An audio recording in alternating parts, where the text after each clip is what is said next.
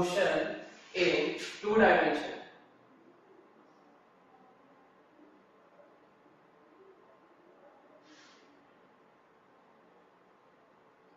Motion in two dimension.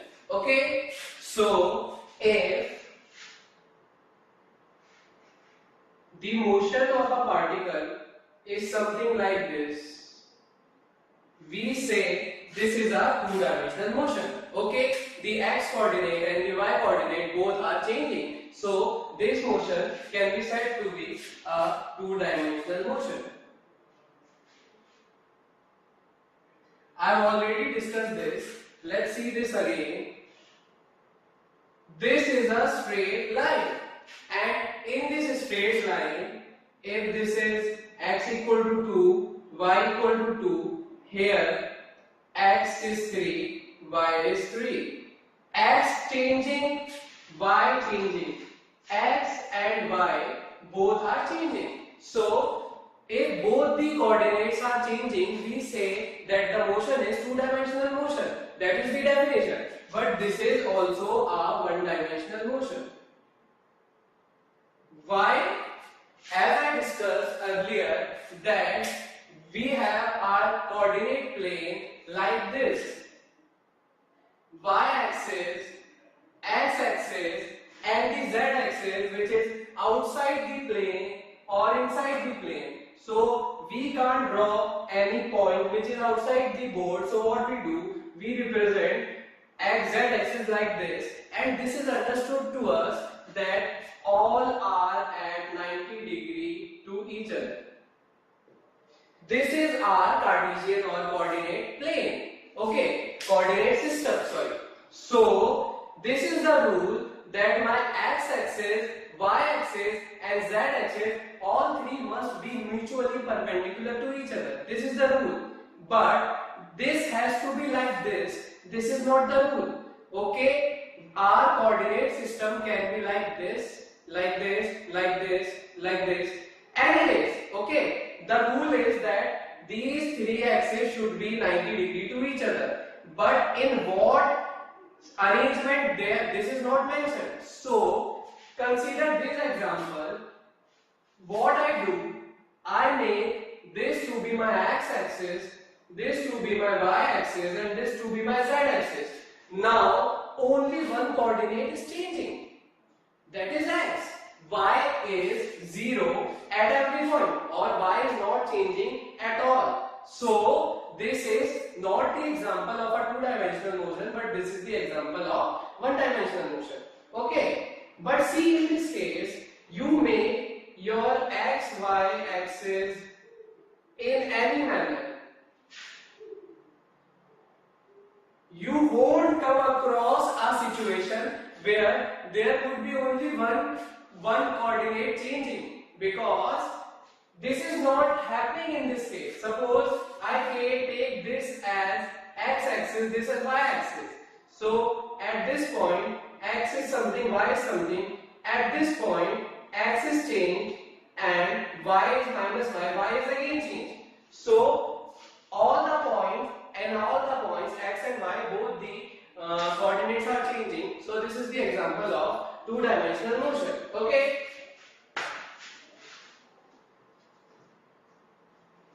So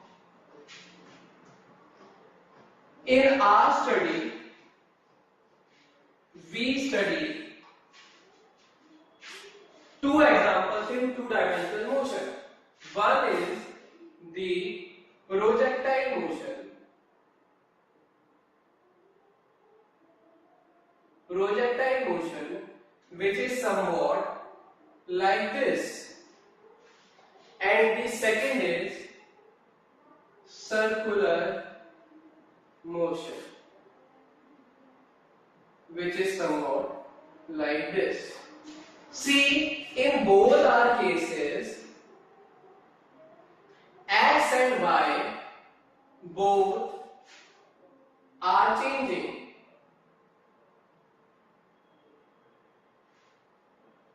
X and y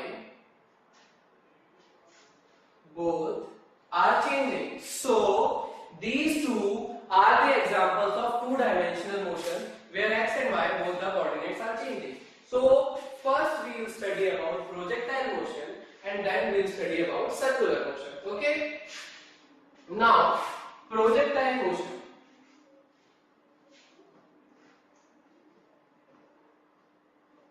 In simple words, if you want to define projectile motion, how would you do that? You will say, if you throw a particle or an object from the horizontal, making any angle other than the vertical.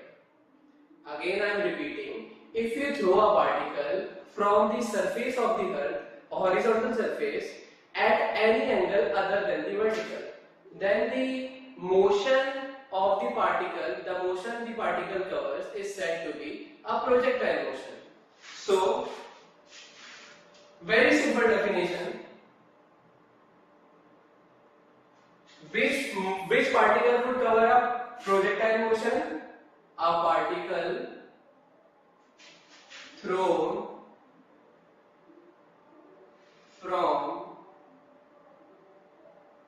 the Earth's surface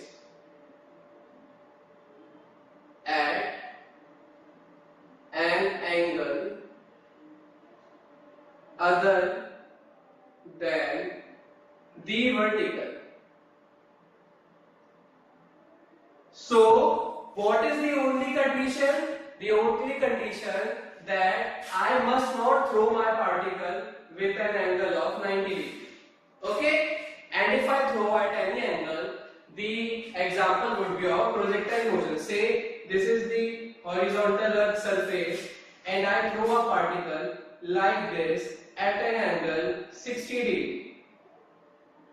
It would go up, then down like this.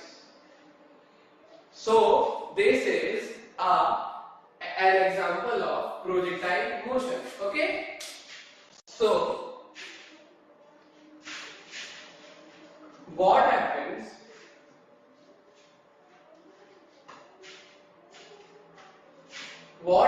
in a projectile motion? A body moves like this. Okay, now you have to tell me. See, look at this.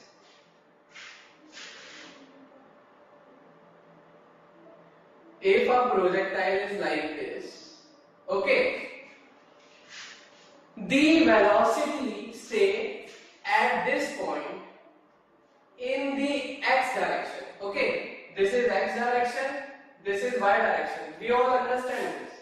The velocity in the x direction is, say, vx, okay, okay, now at this point, I have thrown my projectile. Say I am on a building and from a window I have thrown something. Okay, this is the case. So at the point when I have thrown, it's in this direction. There is no velocity in this direction. Okay, this point is clear. Say, now where is the acceleration being applied? In what direction? So, see, I have thrown my particle from a building, from a window like this, and it goes like this. This is my case. So, I have thrown like this. So, the Earth's gravitation is in direction. So, my acceleration due to gravity is in the downward direction. No problem in this. So, this is the direction of my acceleration. This much, I guess, clear. Understood. Now, tell me, is there any effect of this acceleration on this velocity? Okay, there, in this case, our study of vectors would come in hand. Now, if I ask you, there is a vector A, what is its component in an angle 90 degree in the perpendicular direction? So, you have learned about resolution of vector. So if this is 90 degree, so in this direction the component of accelerate of this vector A would be A cos 90. What is cos 90? Cos 90 is 0. This means 0. So any vector doesn't have its effect in a direction perpendicular to this. So learn this point.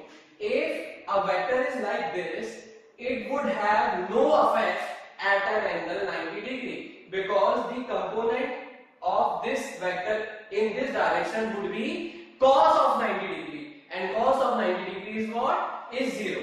Okay? So now we understand that acceleration is only being applied in this direction, and we have given a velocity in this horizontal direction, and acceleration is not affecting this velocity at all. So if say at t equal to 0 second the velocity is vx, then at t equal to 1 second the velocity is vx only. At t equal to 10 seconds the velocity in horizontal direction is vx only, because acceleration due to gravity is not acting on the horizontal velocity at all. Okay, this thing is clear. Okay, now the second part. We have thrown like this. So initially vertical velocity is 0. We have not thrown a particle like this. We have thrown in exact horizontal. So initially vertical velocity is 0. Say Vy at t equal to 0 second, it is 0. Now after 1 second, what is the initial velocity? Sorry, what is the velocity in vertical direction? Answer would be initially 0 and after 1 second 8. How? V equal to u plus at, or simple, acceleration is what? Change in velocity in 1 second. So if initially the velocity was 0, so after 1 second, if the acceleration is a, so after 1 second what is the velocity? A. After 2 seconds what is the velocity? 2a. After 3 seconds what is the velocity? 3a. Getting my point? So hereby we learn two things. One is the velocity in the horizontal direction is having the same value, and the velocity in the y direction is continuously changing. Why? Because the velocity in the x direction has no effect of acceleration, but the velocity in the y direction has the effect of acceleration. Is this point clear? Okay. So that's why this path comes. Let me show you.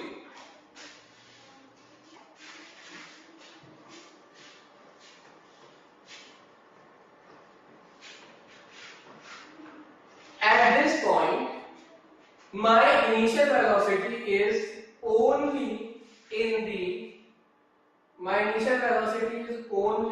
the x direction, vx, and my y direction velocity vy is 0, not at all. Okay. Now after g is applied in this direction, so my velocity after some time has been passed in this direction is what? In this direction is same, this much, because there is no acceleration in the horizontal direction. This is my vx. Now after 1 second the velocity in the horizontal direction is not 0. In fact it is 0 plus a, the acceleration. So now the vertical velocity has some value.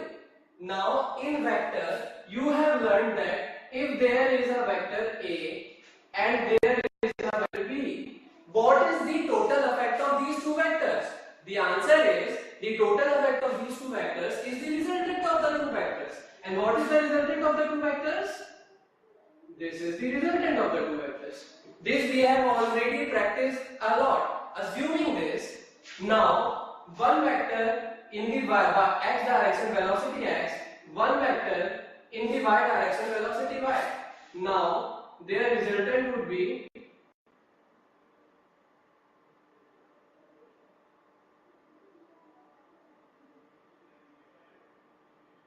this would be the resultant. This means this would be the actual velocity with which the particle is traveling. Now say one more second has been passed. So at this point, what is the velocity in the x direction? The answer is the same, vx, because there is no acceleration being applied in the x direction. Same vx. Same vx. Now, as one more second has been passed, due to acceleration, the velocity in the y direction has further increased. Say in 1 second it was vy equal to a. Now after 2 seconds, vy equal to 2a. Velocity increased by twice.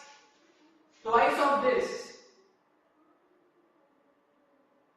This is vy now. Now the final velocity or the resultant velocity would have a direction like this.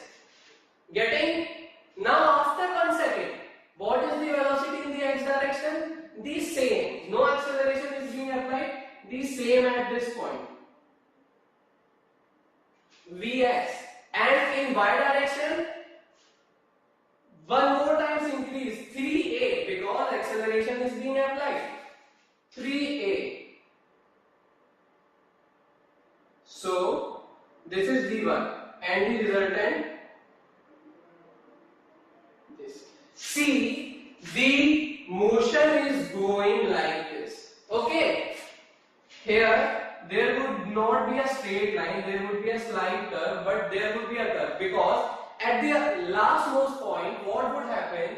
The velocity vx in the x direction would remain the same, but vy in the vertical direction would get increased by a very large quantity after say t equal to 100 seconds. This is my vy. So at the end, the vertical component would be somewhat like this.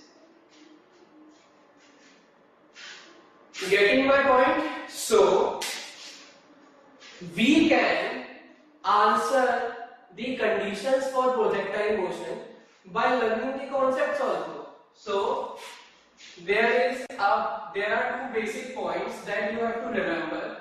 So first you have to understand them, and you have already understood them. First being, there is always a uniform velocity in one direction in a projectile motion. Uniform velocity in one direction.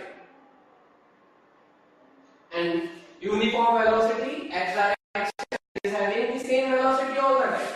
And the second point is, there is an acceleration acting in one direction. These are the two key things that you need to remember. Okay? Uniform velocity in one direction and acceleration in another direction. Okay? And what if I want to ask you what is the velocity at a particular point? Suppose at this point, what is the velocity? So how you calculate? You take the help of vectors, and you have learned that if there are two vectors, the resultant, how to make the resultant, how to calculate the resultant, you know that if at this point, this is my vx and this is my vy, so you have to find the resultant. What you do, resultant is under root vx square plus vy square. Why this? Because we know the formula for its resultant, a square plus b square plus 2ab cos theta. Is this the formula? Yes. Where theta was what? Theta was the angle between the two vectors. Here, who are the two vectors? The answer is Vx and Vy. What is the angle? They are perpendicular to each other.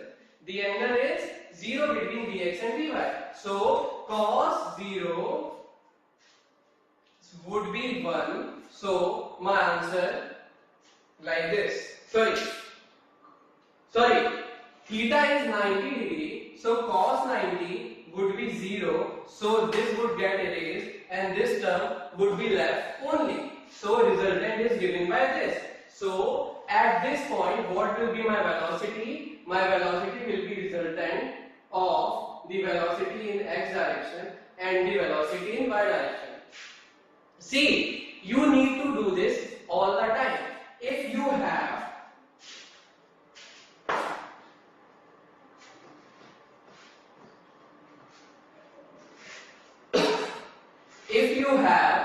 a net velocity, then you should know how to break them into two different velocities in two different directions. How you will do? You will make the two directions and draw perpendicular. This part, suppose this is velocity, so this would be velocity in x direction. Draw one more perpendicular. This would be velocity in y direction. We have done this in vectors chapter. You need to know, if you are given one vector, one quantity, how to break it into two quantities which are mutually perpendicular to each other. And if you are having two quantities, then how to make them from 2 to 1? How? We take the resultant. This. Okay? So this will be doing all the time. Acha, why is it like we need to break it into two parts? Okay, the answer is we have learned the equations of motions. And in which chapter we have learned this? Motion in one dimension. So we have derived all the equations, we have done all the calculations in one dimension motion only. So we can't directly apply them in two dimensional motion. We have no equations at all for a 2D motion. So what we do, we break a two-dimensional motion into two one-dimensional motion. One in the x direction, one in the y direction. So we have two one-dimensional motions in place of one two-dimensional motion. So what we do, we apply separate equations for the one-dimensional motion in the x-axis and we apply separate equations for the one-dimensional motion in the y-axis. Okay? So this is why we need to learn how to make two vectors into one and one into two. So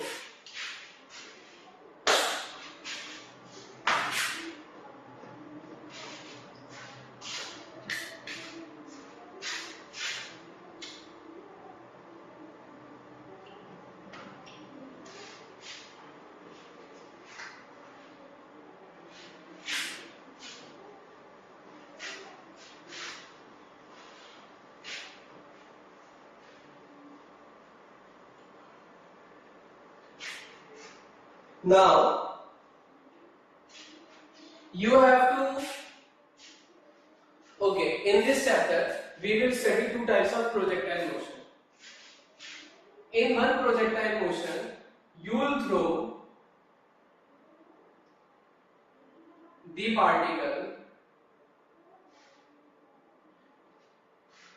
from some height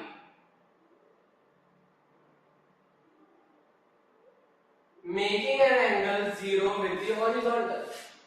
In other cases, you will throw a particle from the horizontal making some angle.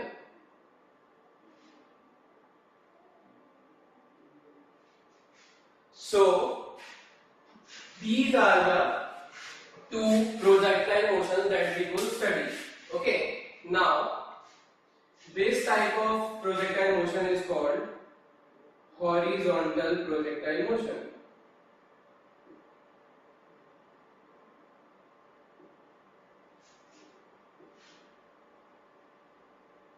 And this is called angular projectile motion.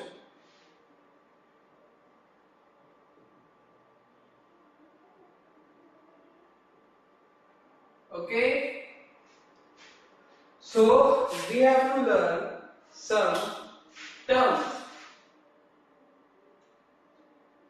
The path in which the projectile moves is said to be a trajectory.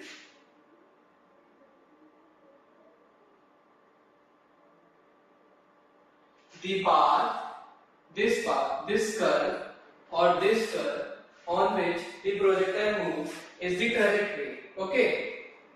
The angle at which the projectile is thrown, this is said to be angle of projection.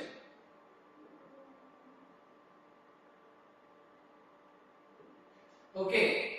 Now the particle goes like this, like this, like this, and here hits the ground. So the time taken from here to here, the time taken to complete the flight, the time taken by the projectile to complete the flight is called as the total time of flight and represented by t. Now a particle begins from here and hits the ground here. So the distance it has traveled, how long it has gone, is called as range. The maximum vertical displacement of the particle, that is how far the particle has gone in the up direction, is the maximum height.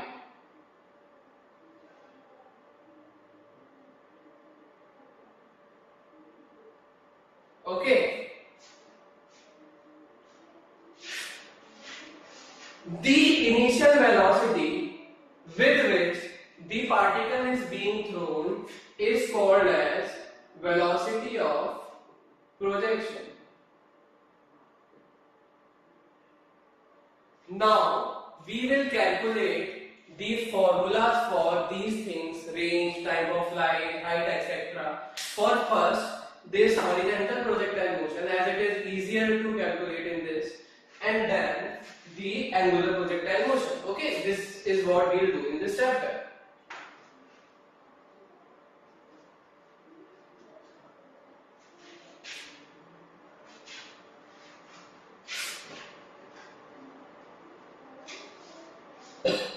Now, see.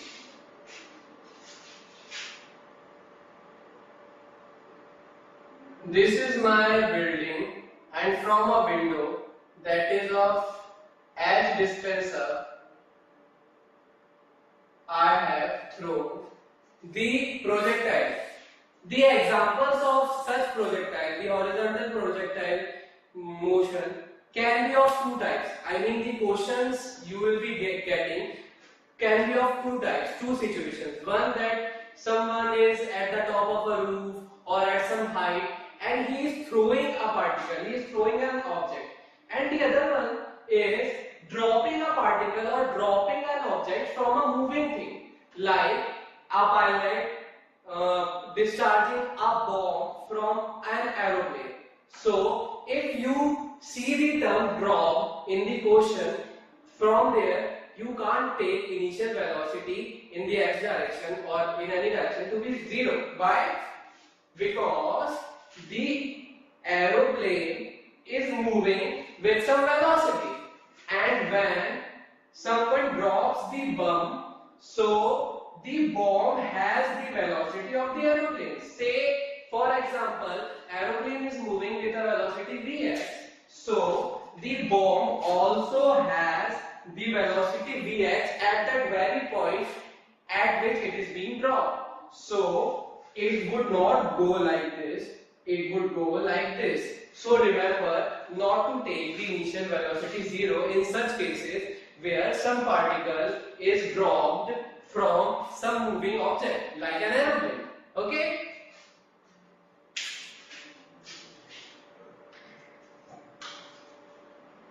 Okay.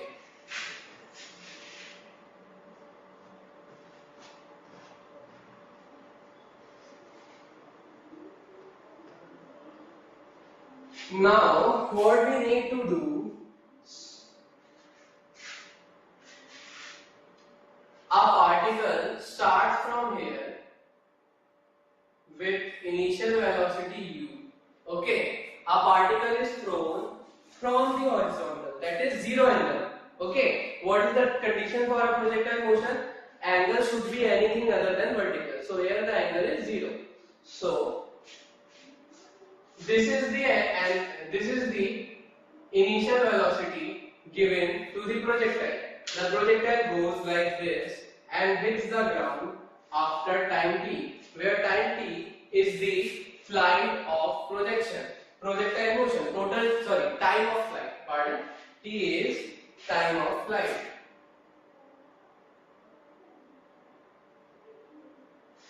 Now always remember to calculate time. Always use the vertical part of the motion. Okay, remember this, because by the end of this chapter we would have many formulas to learn. So sometimes we confuse with one formula to the other. So it's better to learn the formula as well as learn the method how we derive that formula. Okay.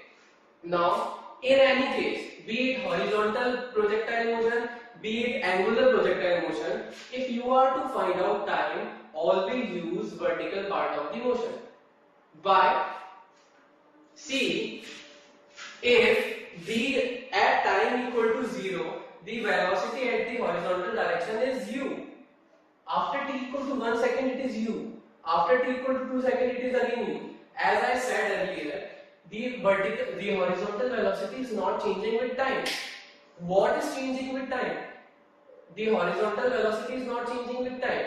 The vertical velocity is changing with time. So when time of flight ends, when as the time passes by, vertical velocity also changes and there is no effect in the initial velocity. So remember this thing. In our calculation of time, we will be using the vertical component. Okay. Now say initially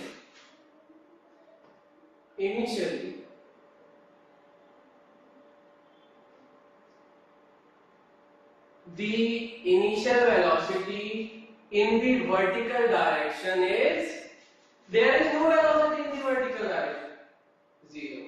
Okay. Now what else? The displacement, what is the displacement in the y direction? The particle started from here and went there. In y direction the displacement is h. Okay. Now in y direction the acceleration is g, like this. Okay. Now we know s equal to ut plus half a t square. Okay,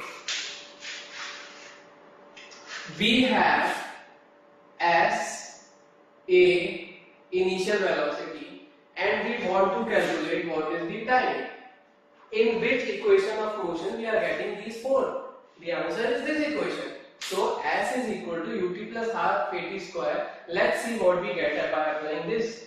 So s is what? We are talking about vertical motion.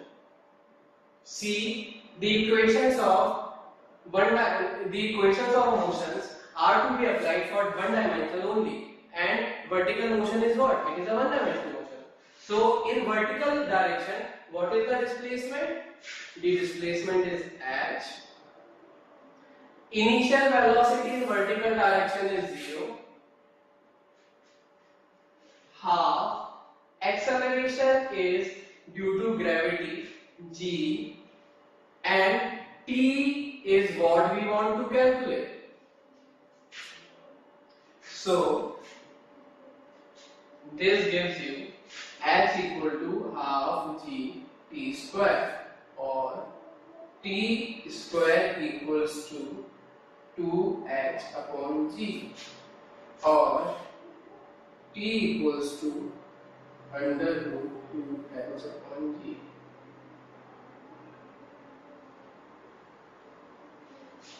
See this?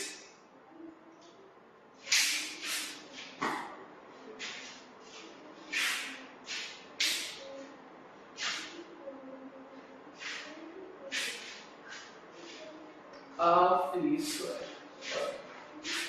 So this is the formula for the time of flight in the case of what? In the case of horizontal projectile motion. Okay. Now tell me what is the range. You have to find out what is the range of this projectile motion. So range is what? It is a distance. Range is a distance. So we see what is distance as equal to ut plus half at square.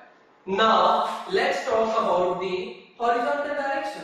For horizontal direction, initial velocity is not zero. It is given u. Okay. Now time of flight would be the same.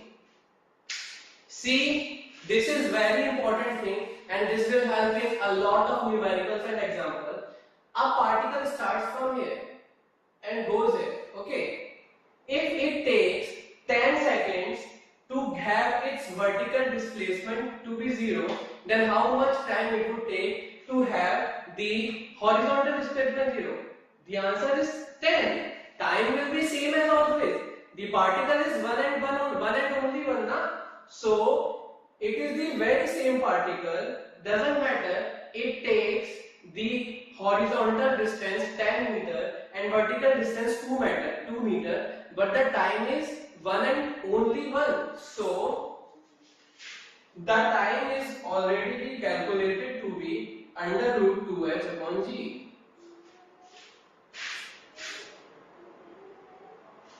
Now acceleration is what? Acceleration is what? Achha?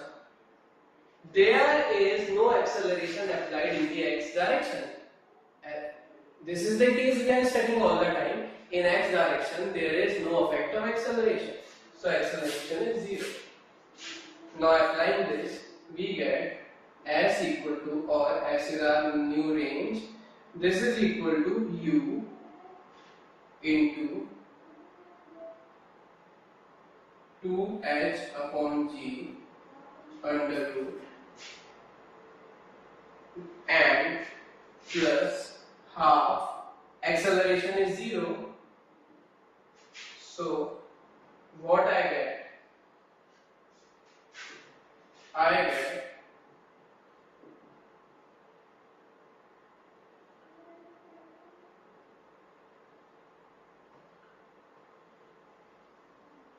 this is the value I get.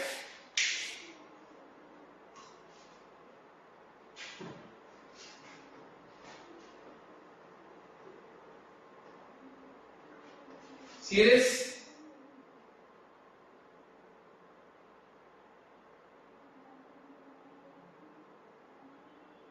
Okay. Time of flight we have calculated. Range we have calculated. Okay. Now let's come to the angular projectile motion. What is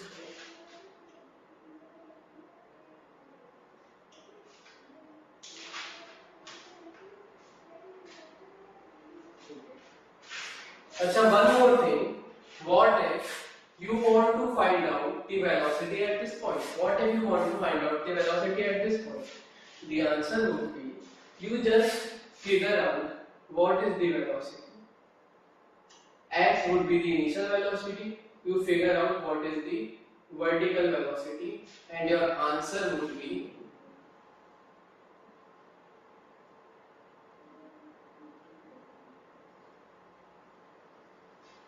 this is not a formula. This is general concept that you will apply to find out the velocity at any point of time.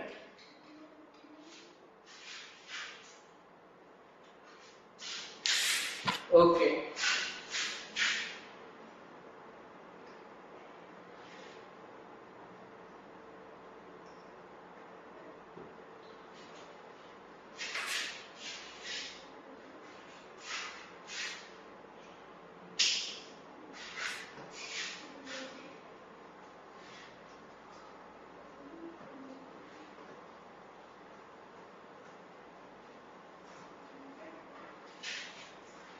Now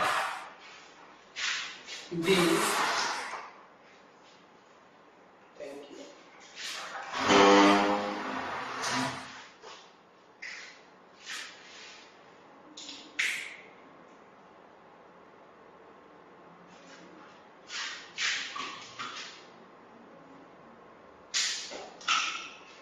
Okay. Now about angular projectile motion.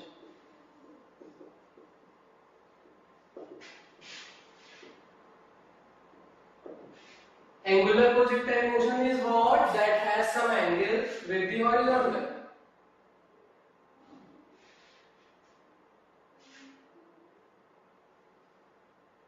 Say theta.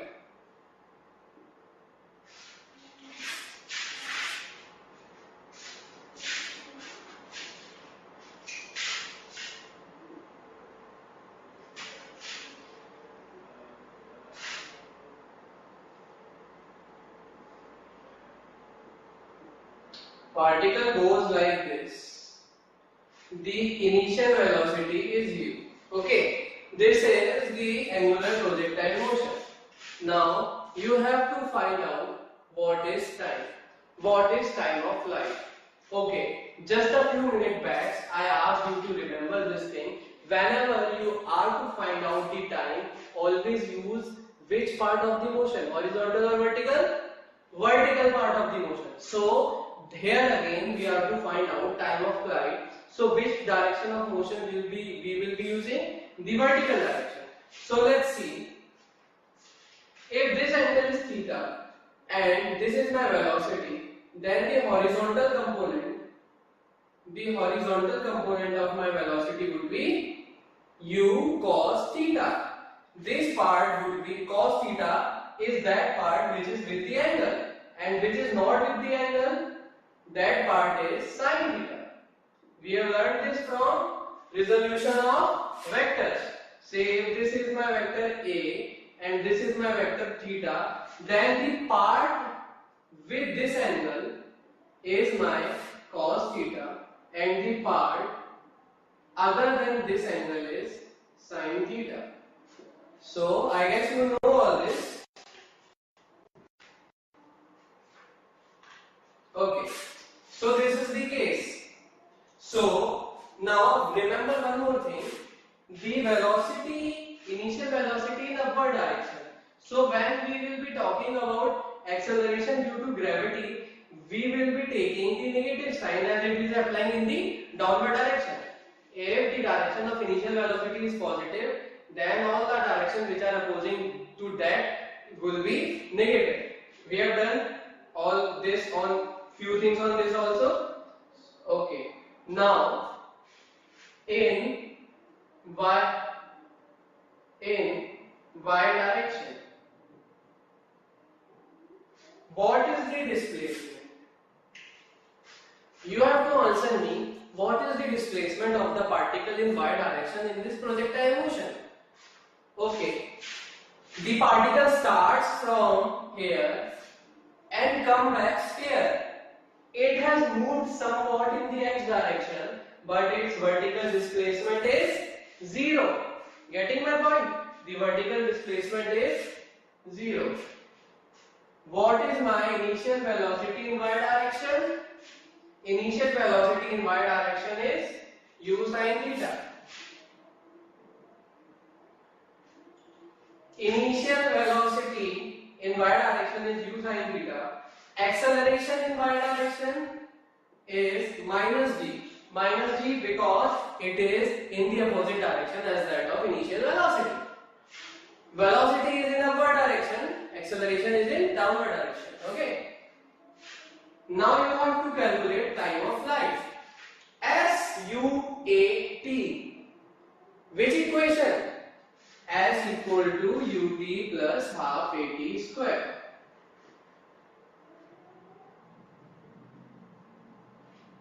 This implies SY.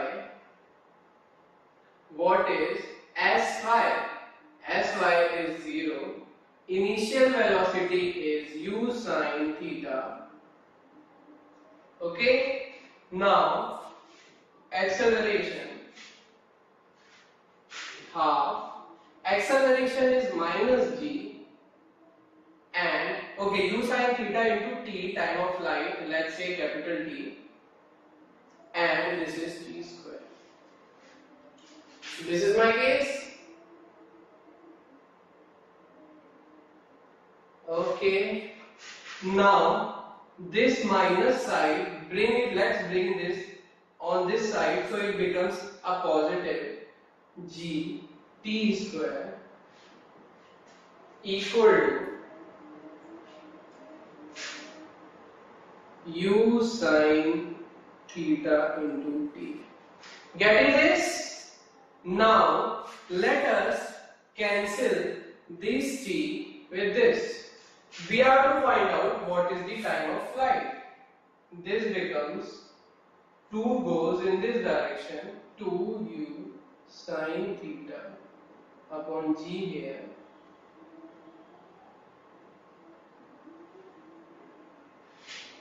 So the time of flight in angular projectile motion is 2u sin theta upon g.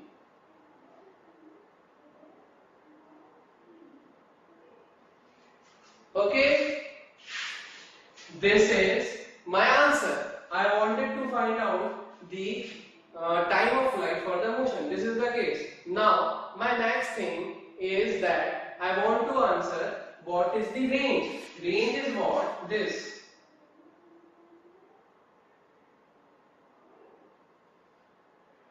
What is the range?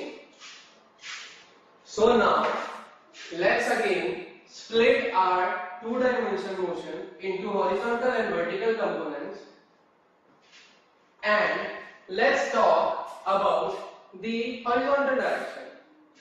Okay, horizontal direction mein what in the horizontal direction, what is the distance? It is the range, that is we have to find out. Initial velocity in the x direction would be the component of the initial velocity in the x direction, and that is u cos theta. Now, acceleration in the x direction, there is no effect of acceleration in the x direction as said, as I am saying again and again, so this happens to be 0. Okay, time is the same that we have calculated, which is equal to the time of flight 2u sin theta upon g. These all things we know. Which equation? SUAT, S equal to ut plus half at square. S equal to ut plus half at square. Okay, now put the values. This is r, this is ux, this is time of flight, this is half, this is ax, this is time of flight square. This is equal to r equal to ux is what? U cos theta. Time is what? 2u sin theta upon g.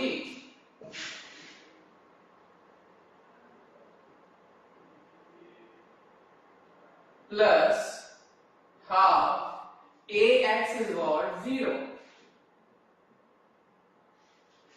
Okay, so this becomes r equal to 2u cos theta sin theta upon g.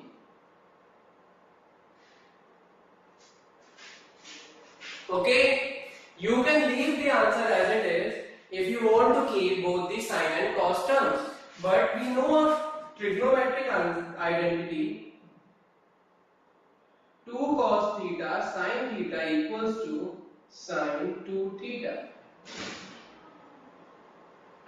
Thereby, we can write this as range equal to 2 cos theta sine 2 theta u sine 2 theta upon g.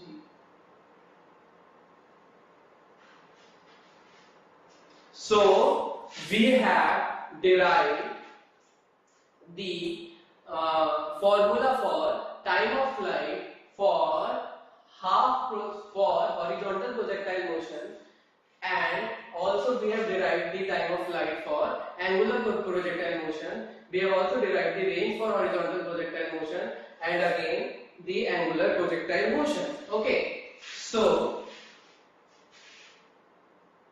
done till here.